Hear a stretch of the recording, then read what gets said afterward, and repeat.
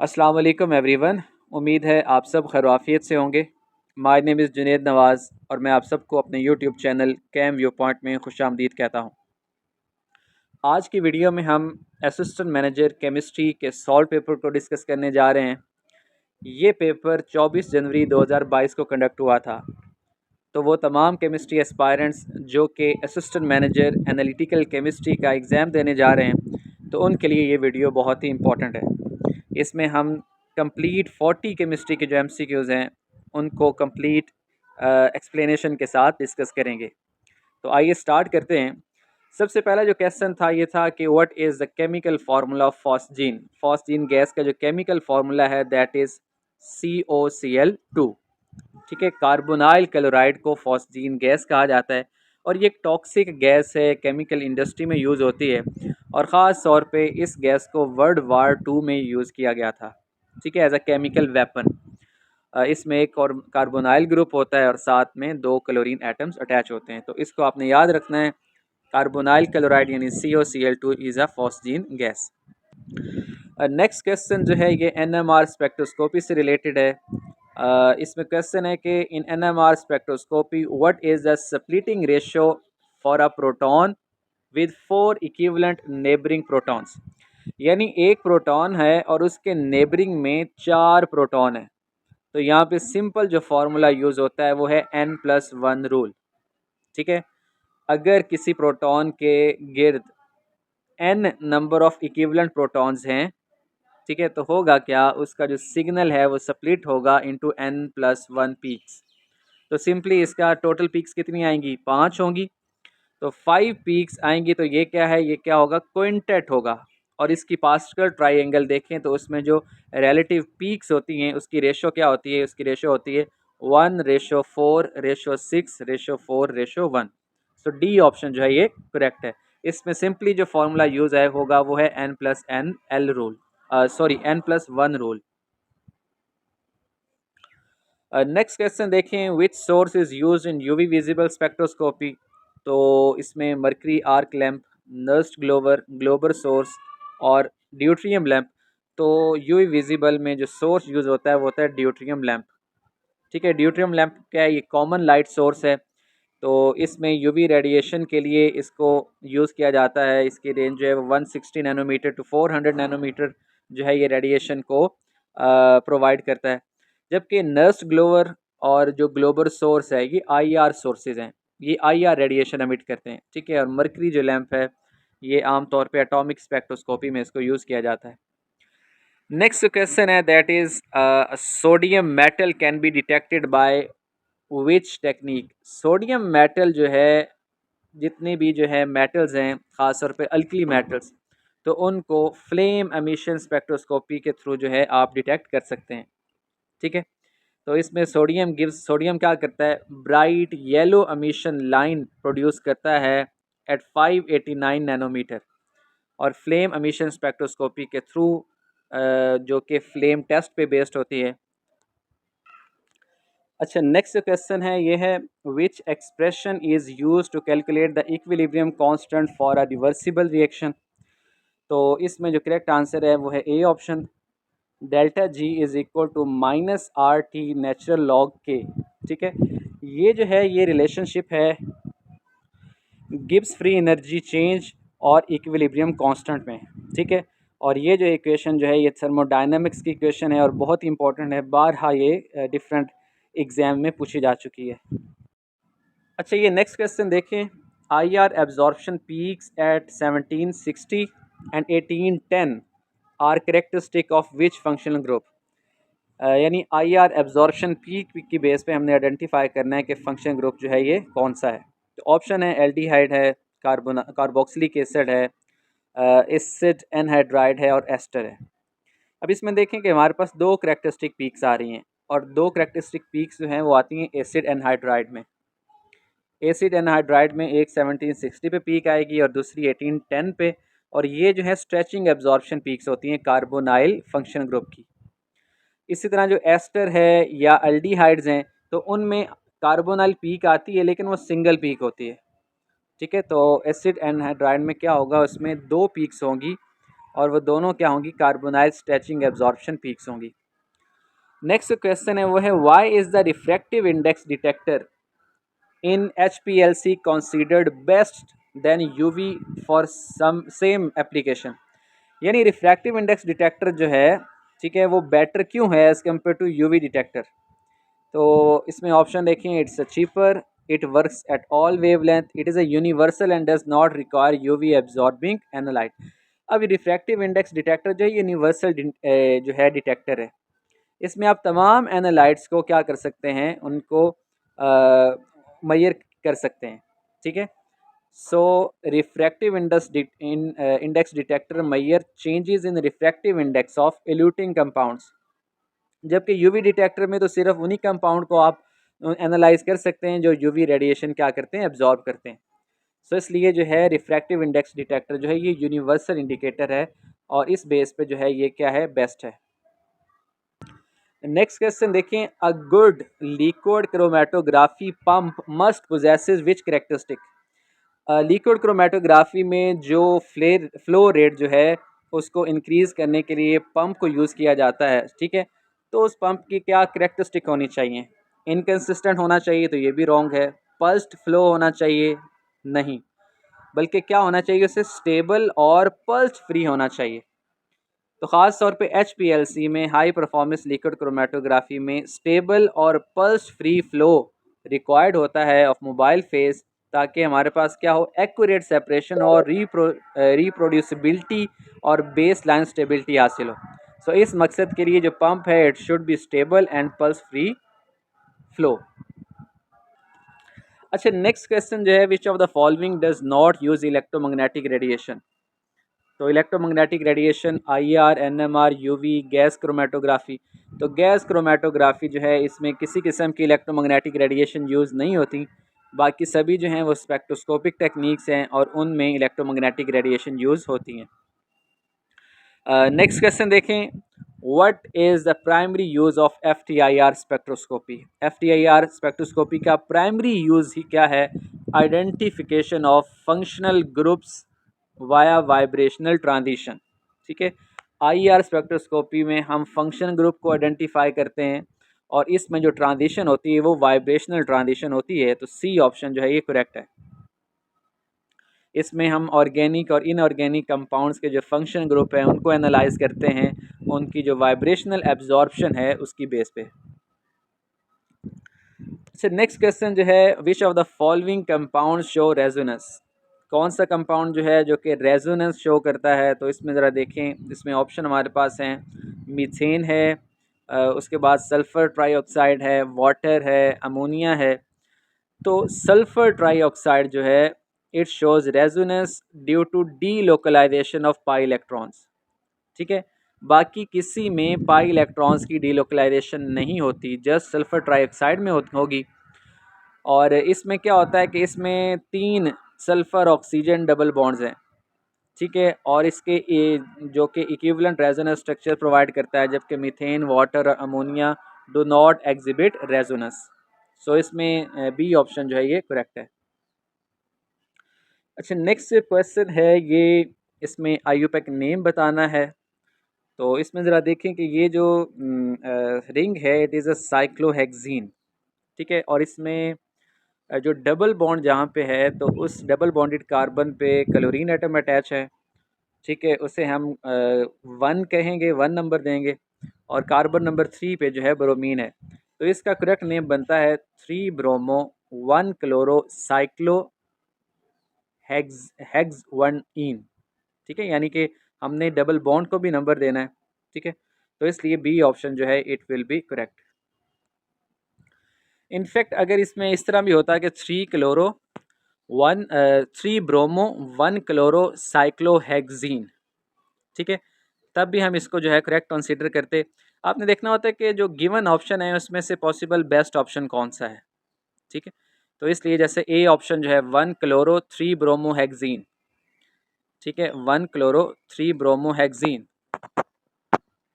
लेकिन जब हम IUPAC नेम लिखते हैं तो फिर उसको अल्फ़ाबेटिकली लिखा जाता है, ठीक है, तो इसलिए A ऑप्शन जो है वो रॉन्ग है। इसी तरह C वाला जो है 1 ब्रोमो, ठीक है, अब ब्रोमो ब्रोमीन तो जो है वो डबल बॉन्ड से नेक्स्ट वाली कार्बन के साथ अटैच है, तो इसलिए 1 ब्रोमीन को नंबर नहीं दे सकते हम। ठीक है, तो सी ऑप्शन भी क्या है, रॉन्ग है। तो करेक्ट आंसर जो है इसका बी ऑप्शन ही है। तो इसमें ज़रा देखें कि the parent chain is cyclohexy hex 1 ene, जिसमें क्लोरीन जो है वो C1 पे है और ब्रोमीन जो है C3 पे है, तो इसलिए इसका बी ऑप्शन ही करेक्ट होगा। नेक्स्ट क्वेश्चन है, what is the wavelength range of the near IR region. अब नियर IR रीजन जो है इसकी क्या होती है रेंज, तो यहाँ ज़रा देखिएगा, इसका 0.8 टू 2.5 माइक्रोमीटर ये नियर IR रेंज है। 2.5 से मिड IR रीजन जो है ये 2.5 टू 25 माइक्रोमीटर, जबकि फार IR जो है ये 25 टू 1000 माइक्रोमीटर है। अब क्वेश्चन है कि नियर IR रीजन जो है वो कहाँ पे फॉल करता है, तो इसलिए ए ऑप्शन जो है 0.8 टू 2.5 माइक्रोमीटर। अच्छा, नेक्स्ट जो क्वेश्चन है ये है, what is the SI unit of dipole moment. तो डाइपोल मोमेंट जो है बेसिकली क्या है, it is the product of charge and the distance between two charges. ठीक है, सो इसका जो है यूनिट क्या होगा, इसका यूनिट होगा कूलम मीटर। ठीक है, डाइपोल मोमेंट किसके इक्वल होता है, Q इंटू आर के। सो चार्ज का यूनिट कूलम है, जबकि डिस्टेंस जो है वो मीटर में होगा, तो coulomb metre is the right answer. तो ऐसे जो डाइपोल मोमेंट का यूनिट डिबाई भी होता है, और डिबाई जो है वो SI यूनिट नहीं है, नॉन SI यूनिट है, और 1 डिबाई किसके इक्वल है, 3.336 10⁻³ कूलम मीटर के इक्वल है। अच्छा, नेक्स्ट जो क्वेश्चन है ये है, a colorimeter is mainly use to. A colorimeter basically किस मकसद के लिए यूज़ किया जाता है, विस्कोसिटी को मेजर करने के लिए, रिफ्रैक्टिव इंडेक्स को मेजर करने के लिए, या absorbance of light by solution इसको मेजर करने के लिए, या बॉइलिंग पॉइंट के लिए। तो इसका करेक्ट आंसर जो है, it is use to measure the absorbance of light by solution. अब इसमें होता क्या है कि कैलोरीमीटर जो है it measures the absorbance, optical density को ये मैयर करता है of a coloured solution at a specific wavelength. तो स्पेसिफिकली जो कलर्ड सोल्यूशन है उनकी ऑब्जॉर्बेंस को मैयर करने के लिए इसको यूज़ किया जाता है, और ये भी बेयर्ड लैम्बर्ट लॉ पे बेस्ड होता है। नेक्स्ट क्वेश्चन जो है, what is the which of the following is a common IR source. IR source जो है वो ग्लोबल सोर्स जो है ये IR सोर्स है। ठीक है, इसके अलावा नस्ट ग्लोअर जो है वो भी IR सोर्स है। तो ग्लोबल सोर्स बेसिकली क्या है, ये एक रॉड है जो कि सिलिकॉन कार्बाइड की बनी होती है। So silicon carbide rod heated electrically, तो इसको हम ग्लोबल सोर्स कहते हैं, और ये क्या करता है, ये IR रीजन में रेडिएशन को अमिट करता है। ठीक है, तो UV सोर्स क्या है, ड्यूटेरियम लैम्प, और टंगस्टन लैम्प जो है वो विजिबल रीजन के लिए है, और मरकरी लैम्प जो है उसका एटॉमिक स्पेक्ट्रोस्कोपी में यूज़ किया जाता है, और जो है ग्लोबल सोर्स ये स्पेसिफिकली IR सोर्स है। अच्छा, नेक्स्ट जो क्वेश्चन है ये है कि जो स्पेक्ट्रल लाइंस होती हैं उनकी स्प्लिटिंग, ठीक है, under the influence of magnetic field, तो इस इफेक्ट को कहा जाता है जीमैन इफेक्ट। ठीक है, Zeeman effect occurs when the spectral line splits into multiple component lines due to presence of magnetic field। और ये फिनोमेना क्यों होता है, it is caused by the interaction between the magnetic field and the magnetic dipole moment of atom। ठीक है, हर atom जो है उसका मैग्नेटिक डायपोल मोमेंट होता है, तो जब वो मैग्नेटिक फील्ड के साथ इंटरेक्ट करता है तो उसके नतीजे में जो स्पेक्ट्रल लाइंस हैं वो स्प्लिट होती हैं, और splitting due to magnetic field को जीमन इफेक्ट कहते हैं। और इसी तरह यही अगर इलेक्ट्रिक फील्ड की वजह से स्प्लिटिंग हो तो फिर उसे स्टार्क इफेक्ट कहा जाता है। अच्छा, नेक्स्ट क्वेश्चन देखें तो ये है, इन इंफ्रारेड स्पेक्ट्रोस्कोपी से रिलेटेड, इसमें जो कार्बोनाइल स्ट्रेचिंग वाइब्रेशन है टिपिकली अक्स किस जो है रीजन में वो फॉल करती है। तो कार्बोनाइल की जो स्ट्रेचिंग वाइब्रेशन है पीक वो होती है 1650 टू 1750 के राउंड अबाउट। ठीक है, यानी 1650 से लेकर 1750 तक जो पीक होगी वो कार्बोनाइल स्ट्रेचिंग वाइब्रेशनल जो है वाइब्रेशन उसकी पीक होती है। तो एल्डिहाइड्स में, कीटोन्स में, एस्टर्स में, एनहाइड्राइड्स में, तो ये एक स्ट्रॉन्ग एब्जॉर्प्शन पीक होती है इस रीजन में। नेक्स्ट क्वेश्चन जो है, how many unpaired electrons are there in chromium. अब क्रोमियम जो है उसकी ग्राउंड स्टेट में उसमें कितने नंबर ऑफ अनपेयर्ड इलेक्ट्रॉन्स हैं, तो इसके लिए हमें इलेक्ट्रॉनिक कन्फिग्रेशन देखनी होगी। तो क्रोमियम की जो इलेक्ट्रॉनिक कन्फिग्रेशन है वो होती है 3d5 4s1। अब इसमें डी जो है इसके 5 जो हैं ऑर्बिटल वो अनपेड होते हैं, और एस में भी एक इलेक्ट्रॉन है, तो ओवरऑल टोटल 6 अनपेड इलेक्ट्रॉन्स होते हैं क्रोमियम में in its ground state. Next question देखें, arrange in the following in decreasing atomic size. यहाँ पे फ्लोराइड है, मैग्नीशियम आयन है, मैग्नीशियम एटम है और सोडियम एटम है। तो इनको हमने इन डिक्रीजिंग एटॉमिक साइज़ के हिसाब से अरेंज करना है।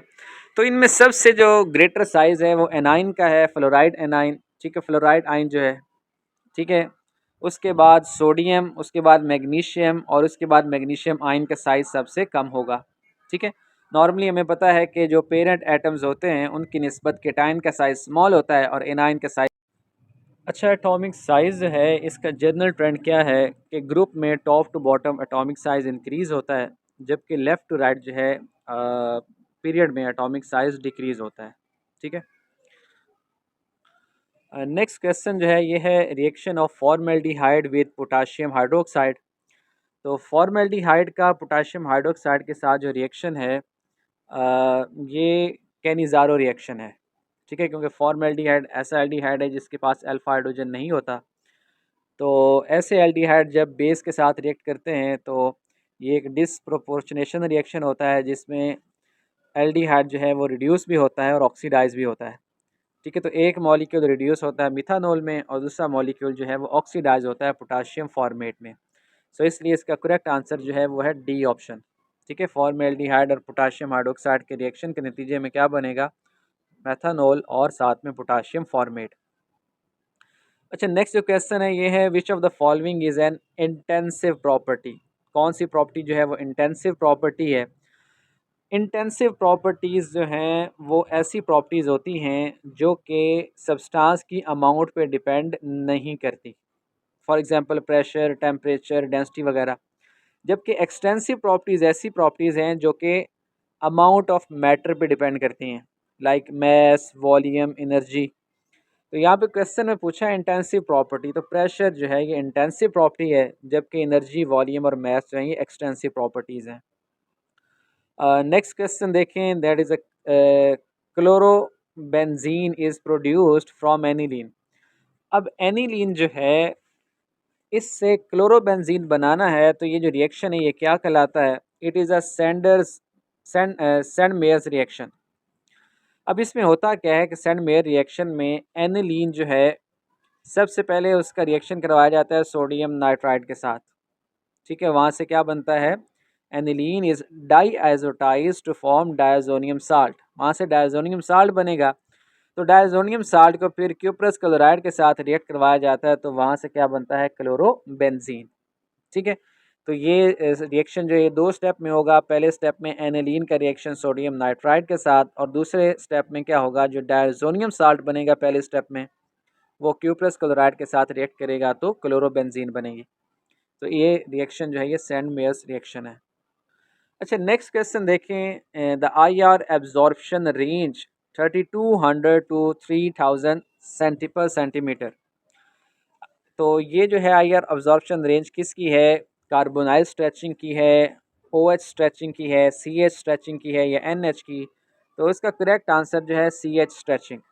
यहाँ ज़रा देखिएगा, जो सी एच स्ट्रेचिंग जो है एब्जॉर्प्शन रेंज वो है 3000 टू 2850 पर सेंटीमीटर, ठीक है, ये नॉर्मल रेंज है। और ओ एच की जो है वो अबव 3200 है, क्या होगी, अबव 3200। और कार्बोनाइल की तो आपको पता है 1650 टू 1750 तक है। तो ये जो रेंज है अराउंड 300 या 3200 के दरमियान, ये रेंज किसकी है, ये है सी एच स्ट्रेचिंग की, ठीक है। तो ये जो है आई आर एब्जॉर्प्शन पीक्स की रेंज जो है ये आपको पता होनी चाहिए, अक्सर इससे क्वेश्चन कोई ना कोई आ जाता है। नेक्स्ट क्वेश्चन जो है वो है what is the unit of absorbance in UV visible spectroscopy. अब एब्जॉर्बेंस जो है वो बेसिकली क्या है, it is a ratio of intensities, ठीक है। बेयर लैम्बर्ट लॉ में जब हम एब्जॉर्बेंस फाइंड करते हैं इंसिडेंट जो है रेडिएशन उसकी इंटेंसिटी और ट्रांसमिटेड जो लाइट है उसकी इंटेंसिटी की रेशो फाइंड की जाती है, उसका लॉग लिया जाता है। तो बेसिकली ये क्या है, it is ratio of intensities. तो जब सेम क्वांटिटी का हम क्या करते हैं, रेशो लेते हैं, ठीक है, यानी रेशो ऐसी क्वांटिटीज़ की ले रहे हैं जो कि सेम है, तो यूनिट क्या होगा, कोई भी यूनिट नहीं होगा। तो इसका करेक्ट आंसर क्या है, यूनिटलेस। ठीक है, there is no unit of absorbance. अच्छा, नेक्स्ट है, ये है अ स्टूडेंट डाइल्यूट्स, ये मोलैरिटी से रिलेटेड क्वेश्चन है। A student dilutes 25 ml of 6 molar nitric acid 200 ml, what is the molarity of the resulting solution. ये बहुत ही सिंपल क्वेश्चन है कि इसमें आपने क्या करना है, डाइल्यूशन लॉ लगाना है। डाइल्यूशन फार्मूला जब यूज़ करेंगे तो M1V1 इज़ गिवन, और M2V2 किसके लिए होगी, ये जो है कैलकुलेटेड के लिए होगी। ठीक है, तो आपने सिंपल क्या करें, यहाँ पे वैल्यूज़ पुट कर दें, 25 ml 6 मोलर, और हमारे पास जो है फाइनल जो सोल्यूशन बनना है वो 100 ml है, तो उसकी मोलैरिटी फाइंड करेंगे तो हमारे पास आंसर जो आ रहा है वो है 1.5 मोलर। तो ये सिंपल कैलकुलेशन है, इसमें आपने डाइल्यूशन लॉ को यूज़ करना है। अच्छा, नेक्स्ट जो क्वेश्चन है वो है जी, which of the following is an alpha emitter of uranium 238। अब सबसे पहली बात कि अल्फ़ा अमीटर कहते हैं किसे। अल्फ़ा अमीटर जो है एक ऐसा सोर्स जो कि अल्फ़ा पार्टिकल्स को अमिट करता है, यानी हीलियम न्यूक्लियाई की एमिशन होती है। अब हीलियम न्यूक्लियाई जो है उसका मैस क्या होता है, 4 यूनिट्स। तो यूरेनियम से जो अल्फ़ा एमिशन के नतीजे में चीज़ बनेगी वो क्या है, दैट इज़ थोरियम 234। ठीक है, यूरेनियम की अल्फ़ा जो है एमिशन, यूरेनियम जब अल्फ़ा पार्टिकल्स जो है वो क्या करता है, रिलीज़ करता है, तो उसके बाद में जो प्रोडक्ट बनता है दैट इज़ थोरियम 234। अच्छा, नेक्स्ट क्वेश्चन है, क्रियोलाइट। क्रियोलाइट जो है ये एलुमिनियम की ओर है। ठीक है, सोडियम एलुमिनियम फेरेट, तो एलुमिनियम इसका राइट आंसर है, और इस ओर को यूज़ किया जाता है एलुमिनियम की एक्सट्रैक्शन के लिए, इलेक्ट्रोलाइटिक एक्सट्रैक्शन के लिए। और जो प्रोसेस है इसे कहते हैं हॉल हेरोल्ट प्रोसेस। तो ये भी एक इम्पॉर्टेंट एमसीक्यूज है। नेक्स्ट देखें, नेक्स्ट क्वेश्चन है जी, wavelength of a compound can be determined using. अब जो वेवलेंथ है कंपाउंड की, इसको डिटरमाइन किया जाता है by using UV visible spectrophotometer. आमतौर पे यूवी विजिबल स्पेक्ट्रोफोटोमीटर को यूज़ किया जाता है डिफरेंट कंपाउंड्स की लैम्डा मैक्स को डिटरमन करने के लिए, मेजर करने के लिए, यानी कंपाउंड्स किस वेवलेंथ पे मैक्सिमम एब्जॉर्प्शन शो करते हैं, तो यूवी विजिबल स्पेक्ट्रोफोटोमीटर के थ्रू जो है इसको डिटरमन किया जाता है। अच्छा, नेक्स्ट जो क्वेश्चन है that is about chalcogens. The chalcogen family includes, chalcogen कहते हैं ऑक्सीजन फैमिली को, इसमें oxygen, sulphur, selenium, tellurium, polonium, ये सारे एलिमेंट्स जो हैं ग्रुप 16 के एलिमेंट्स, इनको चाल्कोजेंस कहा जाता है। They are ore formers. ठीक है, तो ये इसका राइट आंसर है, ऑप्शन बी। नेक्स्ट जो क्वेश्चन है वो है जी, the hybridization of sulphur in SF4। अब SF4 जो है सल्फर के 6 वैलेंस इलेक्ट्रॉन्स होते हैं, जिसमें से वो 4 सिंगल बॉन्ड बनाता है फ्लोरीन के साथ, और एक उसके पास लॉन पेयर बचता है। तो जब 4 क्या हों, 4 बॉन्डेड पेयर्स हों और एक लॉन पेयर हो, तो ओवरऑल जो ज्योमेट्री होती है वो होती है सी सा शेप, और इसकी जो हाइब्रिडाइजेशन होती है वो होती है sp3d। sp3d। अच्छा, नेक्स्ट जो क्वेश्चन है ये है, the ozone layer is destroyed. Ozone layer आप सबको मालूम होगा, ठीक है, ये बेसिक जो है जो मैट्रिक की केमिस्ट्री है उसमें भी बाहर आपने पढ़ा है कि ओजोन लेयर डिप्लीशन की सबसे बड़ी वजह है क्लोरोफ्लोरोकार्बन्स। होता क्या है कि क्लोरोफ्लोरोकार्बन्स जो हैं ये क्लोरीन रेडिकल्स रिलीज़ करते हैं, जनरेट करते हैं, और वही क्लोरीन रेडिकल्स जो हैं वो ओजोन के डिस्ट्रॉय होने की वजह बनते हैं। ठीक है, so this is the main reason for ozone depletion. अच्छा, नेक्स्ट जरा देखिए, the first step in mass spectrometry. Mass spectrometry में जो सबसे पहला स्टेप होता है वो होता है आयोनाइजेशन। ठीक है, जो मॉलिक्यूल्स हैं उनकी आयनाइजेशन होती है by using high energy electron beam, और उसके बाद फिर जो मॉलिकुलर आइंस हैं उन्हें एक्सलरेट किया जाता है और फिर उनको मैग्नेटिक फील्ड के थ्रू जो है उनकी सेपरेशन की जाती है। तो इस तरह सबसे पहला स्टेप जो है दैट इज़ द आयोनाइजेशन। अच्छा, नेक्स्ट जो क्वेश्चन है वो एजियोट्रॉपिक सोल्यूशन से रिलेटेड है। एजियोट्रॉपिक मिक्सर कौन से होते हैं? ये ऐसे सोल्यूशन या ऐसे मिक्सर्स होते हैं कि जो बॉयल होते हैं with out change in composition, without change in composition. तो ए ऑप्शन जो है ये इसका राइट आंसर है। अब इसमें देखेंगे फॉर एग्जांपल हमारे पास इथानॉल और वाटर है, ठीक है, उसकी हमारे पास डिफरेंट कंपोजिशंस होंगी, लेकिन एक ऐसी कंपोजिशन होगी कि जिसको हम डिस्टिल करेंगे, बॉयल करेंगे, तो फर्दर बॉयलिंग के नतीजे में उसकी कंपोजिशन चेंज नहीं होगी बल्कि कांस्टेंट रहेगी।